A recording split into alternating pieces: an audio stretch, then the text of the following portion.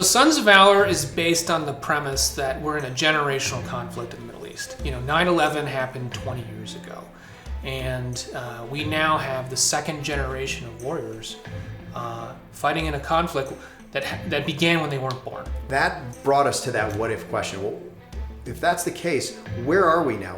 This new generation of warfighter, that's something that we can relate to and flesh out pretty easily. But what about the new generation of jihadists? What about that generation? This is not your dad's Taliban. These guys are younger, but they're very well educated, they're very tech savvy, they're multilingual most times. It is not the same enemy. And so we've always had this asymmetric battle in the Middle East. We've got all the technology and the drones and the satellites and the eyes in the sky, and we're hunting down this badass sheep herder who's head of some small village up in the Hindu Kush. Well, that's changing.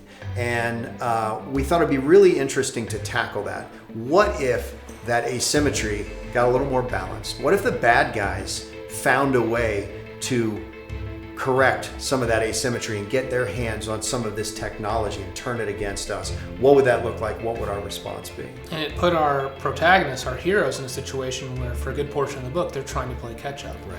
And in the process of trying to, war game out the story, what it forced us to do is imagine how would an enemy try to turn the table in an asymmetric battlefield. And I think we came up with a pretty compelling story about how that might happen. So the bad guys are always one step ahead, and they're trying to unravel this puzzle in real time, and our heroes are trying to catch up. And evolve past their own paradigms and biases, right? Yeah. So that was a challenge, and it made the book really, really fun to write.